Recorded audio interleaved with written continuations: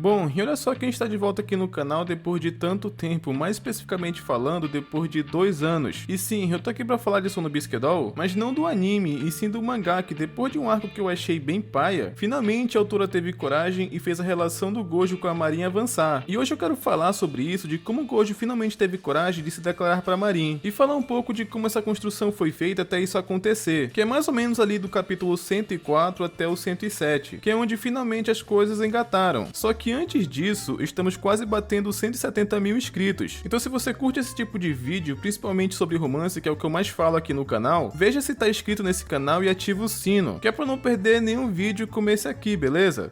E vamos lá, porque pra quem é novo por aqui, eu já fiz uma série inteira falando do anime de Sono Bisque Doll, que quem quiser relembrar ou não viu ainda, eu vou deixar aí no card pra você conferir depois, beleza? Só que eu não vou falar do que aconteceu nesse meio tempo, porque o mangá teve seus altos e baixos, tanto que o último arco, ele não agradou a maioria das pessoas, mas eu vou falar mais ou menos o que aconteceu nele, que é pra dar um contexto. A Marin atualmente no mangá, os cosplay dela fazem muito sucesso, e consequentemente, isso tornou ela mais popular. Só que o Gojo, ele também ficou numa paranoia de fazer isso dar certo. Todo esse sucesso da Marin não é só porque ela é uma garota bonita fazendo cosplay. As roupas que o Gojo cria também faz parte desse sucesso. Aí o que era mais um hobby que a Marin fazia antigamente acabou parecendo mais como se fosse uma profissão, saca? Aí chegou em um momento que parece que a Marin gostava tanto do Gojo que passou a ter dependência emocional dele, saca? Ela fazia tudo o que ele queria pra sempre manter ele por perto, pra não se afastar dele, saca? Ela nunca questionava as decisões dele. E aquele clima de diversão que eles tinham antes, que parecia que eles faziam aquilo se divertindo, já não tinha mais. Meio que perdeu o sentido e parecia um trabalho de CLT chato, tá ligado? Ficou meio que nesse loop de negatividade entre eles por um tempo. Isso porque nenhum conversava com o outro como cada um se sentia. E isso é um drama tosco porque os dois se gostam, tá ligado? Ficou basicamente muito chato os últimos arcos por conta disso. Mas parece que a autora tinha um plano e daqui a pouco eu vou chegar lá. Eu vou começar a falar do capítulo 104, que é onde chegou em um ponto que eu diria que é insustentável. Depois desse drama que ficou no mangá, depois de vários capítulos, que eu dei uma pincelada mais ou menos no que aconteceu, apareceu finalmente a amiga de infância do Gojo no mangá. Lembra daquela garota que apareceu logo no começo que chamou o Gojo de gay porque ele gostava de bonecas Hina? Então, finalmente ela deu as caras no mangá, só que aquilo tinha um contexto. Eu não quero explicar sobre isso nesse vídeo porque eu ainda quero falar sobre essa personagem em um vídeo separado, que é uma das curiosidades que eu tinha e também da maioria, né? O que aconteceu com essa garota e qual seria o impacto dela voltando justamente agora. Então vamos bater 5 mil likes que eu juro que eu faço esse vídeo, que é pra ter certeza que vocês apoiam, beleza?